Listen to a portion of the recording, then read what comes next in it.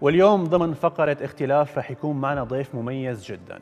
أي حدا مبدع بالحياة بفنه بنقول عنه نحن كنوع هيك باللاوعي بنقول انه هذا الشاب او هي الصبيه هو ساحر، هي ساحره بفنها، ان كان لاعب كره قدم، ان كان مطرب، ان كان اي حدا باختصاصه بالحياه، فما بالك انه اليوم يكون معنا بالاستديو ساحر عن جد، مثل ما اطلقوا عليه او بيحبوا يطلقوا عليه محبينه، هو الساحر العربي الاول. خلونا نشوف مقاطع الفيديو ونرجع نستقبل سوا عبد حناوي.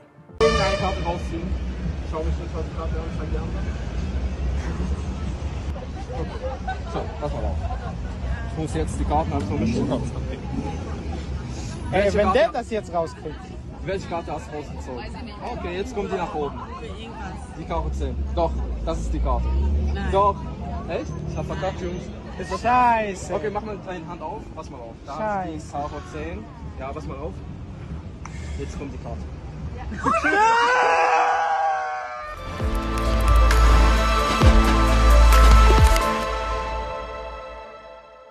عبد يسعد لي مساك. يا حبيب قلبي الله يسعد لي اوقاتك. ما بتخيل قديش نحن اليوم مبسوطين لانك انت معنا بالاستديو. انا كلي فخر اني متواجد اليوم معكم. اول شيء الحمد لله على السلامه. الله يسلم حبابك يا حبيب قلبي. الشاب الصغير عبد يلي سافر من يمكن 10 سنين برا البلد واغترب، اليوم عم يرجع، اهله فخورين فيه الحمد لله. المجتمع فخور فيه، وتاكد لو ما نحن كلياتنا كسوريين فخورين فيك، انت اليوم ما كنت معنا بالاستديو.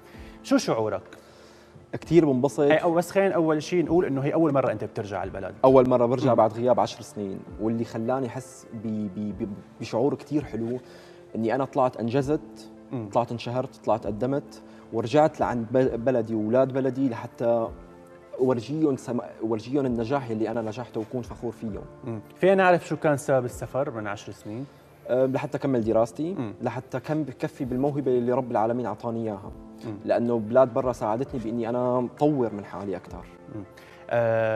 عبد شو بتدرس؟ انا بدرس طب عيون. طب عيون تماما. تخرجت ولا لسه؟ لا لسه سنة ثانية. ان شاء الله يا رب هيك نفرح قريبا بتخرجك.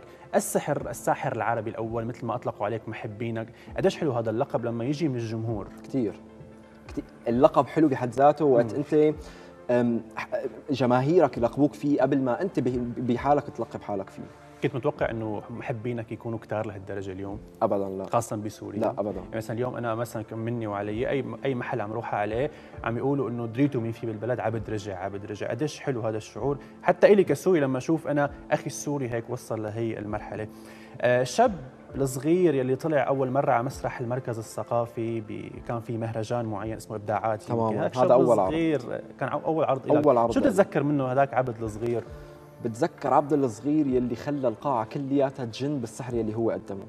وردة الفعل انا على طول بقولها، ردة الفعل بالنسبه لي هي اجمل من السحر بحد ذاته، لاني انا بتوصل وقت انا اشوف ردة فعلك فانا بكون متاكد كل التاكد اني انا قدمت بشكل صحيح، قدمت السحر بتقنيه 100%، واقنعتك بالفن يلي انا عم بحاول اقنع فيه المجتمع العربي يلي هو للاسف مفهوم غلط عنده. هلا بدنا نحكي عن قصه المفهوم الغلط اكيد، ولكن خليني ارجع.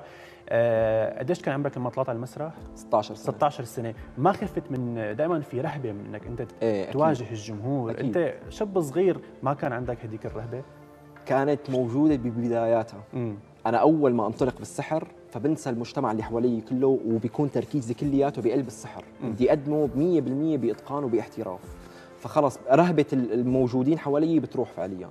لانه كنا عم تحكي انا وانت هلا من شوي قديش مهم وهو عنصر اساسي انه يكون اللي عم يقدم هذا النوع من السحر او اللعب الخفه انه يكون واثق بحاله. تماما. هذا مهم 100%، لانه الثقه بالنفس هي بتخليك انت تقدم قدام العالم، اول شيء تعطي انطباع كثير قوي عليك انك انت شخص واثق بالشيء اللي انت عم تقدمه، وبيساعد الفن اللي انت عم تقدمه للناس، انت عم تعطي انطباع للمتابع او للشخص صحيح. اللي انت عم تساوي له سحر انه هذا شخص مو بس عم بيساوي سحر، انما هو متمكن من سحره وواثق كثير 100% من الشيء اللي هو عم بيقدمه، فهذا الشيء بيعطي انطباع كامل. يعني انا بحاول اني العب على جميع النواحي، اكون انا واثق بالشيء اللي انا عم بقدمه، ما اكون انا مثلا ايدي عم بيرجفوا او خايف او متلبك قدامه، لانه هيك رح اعطيه صوره انه انا الشيء اللي عم بعطيك اياه هو ماله 100%، انما صحيح. انا بدي اياه يكون عرفان انه يلي عم بينعطاه او اللي عم يتقدم له يكون هو 100%. تماما. اذا بدنا نفوت بصلب الموضوع، لعبه الخفه اللي هي اول شيء انت وضح لي شو هي نفس السحر ولا هن اطلقوا عليها سحر لانه هو شيء مو منطقي؟ شوف، وقت يجيك لاعب خفه محترف عم بيقدم هو فن العاب الخفه، ففن لعب الخفه سمي بمسمى السحر. ليش؟ لانه هو وقت يتقدم بشكل احترافي الناس رح تفكر انه هذا الشيء غير منطقي، غير معقول، انه هذا الشيء لا، هذا هو سحر، لهيك هو سمي بالسحر. ولكن شتان الفرق ما بين العاب الخفه والسحر. السحر يلي انا بقدمه او لعب الخفه او فن لعب الخفه يلي انا بقدمه او كل لاعب خفه وطني لاعب خفه عربي هو فن مثله مثل اي فن ثاني، ولكن صحيح. هذا الفن بيتطلب صبر، بيتطلب اراده، بيتطلب سنين انك انت تقعد تتدرب عليه لتقدمه بشكل صحيح. انت يمكن 4 سنين كنت معزول عن العالم. تماما، انا ضليت 4 سنين بالبيت اتدرب لانه كنت خايف من نقطه اني انا اطلع وافشل. الفشل ممنوع بوجود لاعب خفه، ممنوع، لانه انت طالما فشلت مره فراح تنكسر شخصيتك قدام العالم. فلازم انا اكون متمكن 100% من السحر او من العاب الخفه اللي انا عم بقدمها لحتى اكون رضيان عن حالي برده فعل المتابعين اللي بدهم يعطوني اياها. اكيد. هلا انت وضحت لنا شغله كثير مهمه وهي اكيد صحيحه 100%، انه هو شيء لا منطقي لهيك العالم بيقولوا عنه سحر. صح. ولكن في قسم صغير خلينا نقول من الناس بيقولوا لا، بيحطوه بفئه السحر، انه لا هذا ساحر، هذا شيء حرام، هذا مثلا ممكن يوصلوا لدرجه انه يخافوا يقعدوا معك. بتقابل هيك ردات فعل كثير؟ وطاوعني وخذها مني قدام كل المتابعين. هذا الشيء اللي انتم عم تشوفوا، اي سحر، اي ساحر من اي قناه من اي دوله، هو كله فن، هو كله العاب خفه. صحيح. كلياتهم لهم تركات خاصه فيهم، ولكن هو بالنهايه فن، ما له علاقه لا بالدين ولا بالحلال ولا بالحرام، هو فن مثله مثل الغنى او مثله مثل الرقص. 100%. انت دائما بتقول الاهل اول شيء كانوا معارضين، او لا يا عبد خليك بدراسه، خليك بالطب، ولكن اليوم بعد ما انت الشيء اللي عملته ووصلت له قدرت تقنعهم وقدرت تخليهم من اول الداعمين لإلك. أنا ببداياتي كان المجتمع بحد ذاته ضدي، يعني أولاد حارتي بحارتي بأهلي. الناحية من أهلي أنا بوجه لهم تحية هلا، أكيد نسلم عليهم يا حبيب قلبي. كانوا أهلي خايفين علي إني أنا أركز على ألعاب الخفة أكثر من دراستي، وهذا الشيء ولا أب بيتمناه، فلهيك كانوا هن ضدي. إنما هن بيحبوا ينموا المواهب اللي عند أولادهم، ولكن أنا من شدة تعلقي بألعاب الخفة وبالشدة طول النهار كان عندهم خوف إني أنا أنسى تركيزي على تعليمي وعلى دراستي وركز اكثر على الشده. ولكن انا اهلي اليوم وبقول قدام الكل هن من اكبر الداعمين لإلي، ابي والدي ووالدتي هن من اكبر الداعمين لإلي، وانا بوجه لهم شدا يعني من كل قلبي شكرا لكم. فين نشوف شيء هيك أكيد. هلا على ارض الواقع؟ اكيد. يلا انا هون هلا اليوم جايب لكم شده، معي هون شده عباره عن وراء، الشده ما فيها اي شيء، شده نظاميه، شده نظاميه. اي شده نلعب فيها. يلي بدي اياك تركز عليه، تركز على لون الشده وعلى شكل الشده. اوكي. وهي الورق عندي اياه كلياته قدامك. هلا يمكن انت تقول لي ستوب بالمكان اللي بدك اياه، ممكن يطلع لك كرت القص او ممكن يطلع لك انا بلش اقول ستوب الختيار. هلا يلي بدي اياه منك انك تختار اي كرت بدك اياه وتقول لي عليه. اوكي، اخترت شب الزهر. تمام. طيب خلينا نشوفه شب الزهر. بتحب تغير او لا؟ لا اكيد. طيب انا راح اخذ شب الزهر، خليه بنص الكروت، نحطه بنص الشده، وهي عندي الشده قدامك وقدام الكاميرا لحتى تكون واضحه. تمام. يلي راح يصير بدي اياك تفتح ايديك التنتين. الاثنين. تمام. رح خربط على الورق وحط الشده بايدك، سكر الشده على ايدك. انت متذكر شكل الشده تقريبا صح ولا لا؟ 100%. طيب لون الشده متذكره؟ شو كان لون الشده؟ يعني على راي على زهري، على بردقاني، على حمار، على حمار. تقريبا صح كلامك. الشيء اللي رح يخليه يتغير بسناب واحد لون الشده رح يختلف بايدك. انا ما رح مد ايدي على الشده. طيب افتح ايدك. اوكي. شوف اول كرت. رح تلاقي قدام الكاميرا اول كرت صار لونه ازرق. صحيح. مو بس اول كرت، والثاني والثالث، رح تلاقي عباره انه الكروت كلياته لونه ازرق، وراح اللون اللي كنا نحن عم راح اللون يلي كنا عم نساوي فيه. أوكي. بس هلا رح ساوي سناب واحد، خلي كرت واحد يلي انت اخترته يصير لونه احمر. رح نشوف مره ثانيه بالوراق رح تلاقي كل الكروت لونه الازرق الا كرت واحد تغير وصار عندي لونه احمر. انت متذكر الكرت اللي اخترته صح ولا لا؟ شو كان كرتك؟ شب الزهر. شب الزهر الكرت الوحيد بالشده يلي عندي اياه لونه احمر. بس حتى شب الزهر يلي نحن شايفينه قدام الكاميرا انه لونه احمر، فينا بسناب واحد يرجع لونه للون الاساسي قدام الكاميرا وقدام المتابعين جدا. فبدي اياك تشوف الكرت اذا هو طبيعي او لا. 100%. 100% ما شاء الله ما شاء الله. بزقف لك يا حبيب قلبي، والله انصدم ولا يا حبيب قلبي. ما شاء الله عليك. يعني دائما انا بقول عبد اللي بيشوف الفيديوهات غير يلي نحن هلا قبل الهوا كنا عم نشوف كمان انت عم تعمل لنا كنت مجموعه من هي العاب الخفه، ما شاء الله عليك، الله يحميك يا رب. يا حبيب قلبي. عبد، انت دائما بتقول انه حلمي انا اساوي مدرسه، أكيد. مدرسه بهذا الفن اللي انت فيه. هلا انا بدي اعطيك 3 احتمالات، بدك تكون صادق معي. تمام. اذا هي المدرسه انت اجى سبونسر اليوم قال لك انا رح اعمل لك اياها على حسابي، ولكن نعمل لك اياها بسوريا ولا بدبي ولا بالمانيا، بصراحه انت شو بتختار؟ صدقا راح اختار بسوريا، لانه انا وقت بلشت توجهي هو لاولاد بلدي اكثر. انا على طول بقول انه اولاد سوريا هن اهلي وناسي، وانا ابنهم الصغير، فانا بكون مفتخر بحالي وقت انا اقدم ودرس اولاد بلدي بهذا الفن يلي هو ما له موجود بهالبلد. صحيح. تمام.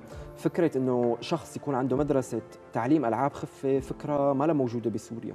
فانا بتمنى من كل قلبي اني اقدر اوصل لهذا الحلم، لحتى شوف الاطفال السوريين عندهم شغف يتعلموا هذا الفن وشوفوا عم بيكبروا يتطور اكثر واكثر. فانا بختار سوريا ان شاء الله. هلا خطر لي سؤال عبد وانت عم تحكي، دائما بنشوف مبدعين سافروا برا البلد، ولكن البلد اللي راحوا عليه ان كان المانيا ولا غير ما بدي خصص، بيحاولوا لما يشوفوا هذا الشخص المبدع السوري مثلا بيحاولوا يجذبوه ويغروه انه بنعطيك جنسيه بنعطيك مصاري، بس انت صير مثلنا، احكي باسمنا. يعني مثلا انت كعبد ناخذ مثال انه انت صير احكي باسم المانيا كونك انت بالمانيا، ولكن نحن دائما بنشوفك بكل مقابلاتك وبكل انت الفيديوهات اللي بتعملها بتركز انه لا انا بدي ارجع لبلدي، انا انطلقت من بلدي، انا هلا انت عم تقول لي بدي اعمل مدرسه ببلدي، انت ما انجريت. انا ما بنجر ولا راح انجر، خيري لبلدي، لانه انا وين ما عشت بألمانيا بالسويد بالنرويج وين ما عشت انا سوري وبلدي سوريا وخيري لبلدي ولاهل بلدي. قد ايه بنفتخر فيك يا عبد، بنفتخر بهذا الكلام. اذا بدنا نجي على شق السوشيال ميديا، انت بالشيء اللي عم تعمله قديش فادك السوشيال ميديا؟ بكثير. انا اليوم بداياتي كانت على الانستغرام، بعدين شقيت طريقي باليوتيوب وبالتيك توك، حققت ارقام وملايين. تيك توك صرنا مليونين وشوي تماما، عندي مليونين ما شاء الله. ترند اسم عبد حناوي جاي باليوم 89 مليون على التيك توك. عندي باليوتيوب تقريبا 500,000 يعني نص مليون، وبالانستغرام حققت 230,000 اخ واخت على طول بقولهم. اخ واخت ما شاء الله. هدول الارقام شو بيعنوا لك؟ بيعنوا لي انجاز يلي انا عم بقدمه ومحبه الناس يلي عم تجيني من الفيديوهات والاعمال يلي انا عم بقدمها. شي مره اكتفيت قلت انا خلص؟ ابدا. انا مبسوط، انا ختمتها مثلا، انا مبسوط بالشيء اللي انا واصل له. بس اكتفي لا، عندي طمع بهذا الموضوع، بدي لسه اكثر واكثر. ما اذا انا اكتفيت، اذا انا اليوم بقول لك انا اكتفيت فبكون انا احلامي كثير هيك صغيره، عقدك يمكن. ايوه تمام. فانا لسه عندي طمع بهذا الموضوع، لسه بدي اكسب محبه عالم ثانيه ومن كل البلدان، واكسب ويكون عندي ملايين. طبعا هدول الملايين بالنسبه لي هن مو مجرد ارقام، انا لولا الناس ما بوصل لهالمواصيل، لانه الناس هن الدافع الاول اللي دعمني لاعمالي ودعموني بمحبتهم وقدموا لي شيء كثير رائع بالنسبه لي. صحيح. قريت جمله عبد من يومين على السوشيال ميديا، بتقول هو بوست على الفيسبوك انه الشغلات يلي انت كنت مفكره ببلاش بس تعيش لحالك بتعرف انه هن بمصاري. هون انا بحكي عن الغربه والاهل. انت ضليت ضحكت شفتك صدقا. اول شيء الله يحمي الله يجمع كل مغترب باهله، امين. بس انا عرفت شو معنى كلمه ام، وعرفت شو معنى كلمه اب واخوات وقت فقدتهم بالغربه. الغربه جدا صعبه ومو كل انسان فيه يتخطاها. في عالم كثير ما قدرت تتحمل الغربه بعبائها بتعبها، صحيح، بوحدتها بسيئاتها. بس انا اليوم شخص عندي اهلي نمبر 1، يعني عندي اهلي رقم 1. انا اهلي فوق راسي، امي ست الكل وابي سيد الجميع بالنسبه لي، لاني انا فقدتهم 10 سنين، واليوم عم بحاول قدر الامكان اني اخليهم فخورين فيني واقدم لهم يلي هن قدموا لي اضعافه. حبيب قلبي يا عبد، ان شاء الله بنشوفك بالمكان اللي انت بتستاهله. نصيحتك لكل شاب اليوم عم يشوفك، بتعرف في كثير شباب صغار بيجوا عندك انه عبد نحن عم نعمل هيك، شو رايك؟ نحن حابين نفوت هذا المجال، اكيد بتنبسط فيهم. لهدول نصيحتك لهدول الشباب شو بتقول لهم؟ نصيحتي لكل شخص عنده موهبه، اوعك تدفن موهبتك، اوعك تدفن موهبتك، خليك مصر انك تورجي المجتمع الشيء اللي رب العالمين اعطاك اياه، لانه لو ما عندك انت شعور بموهبه معينه ما كان رب العالمين اعطاك هذا الشيء. صحيح. فانت كمل بموهبتك، كمل بالشيء اللي بتحبه، اقنع اهلك، اقنع المجتمع. ولو في اشخاص بتحب العاب الخفه وما عندهم الخبرة الكافية ليتعلموا، فأنا جاهز اليوم الله. وبأي وقت إني أعلم أي شخص بده إياه، إن كان بسوريا ولا إن كان خارج سوريا. شكرا لوجودك معنا. أنا بتشكرك كثير. شرفتنا حبيب قلبي. حبيب قلبي، شكرا لك. وأنا هيك بنكون اليوم خلصنا أو وصلنا لنهاية حلقة اليوم. نرجع إن شاء الله نلتقي بالأسبوع المقبل بحلقة جديدة من كل مكان.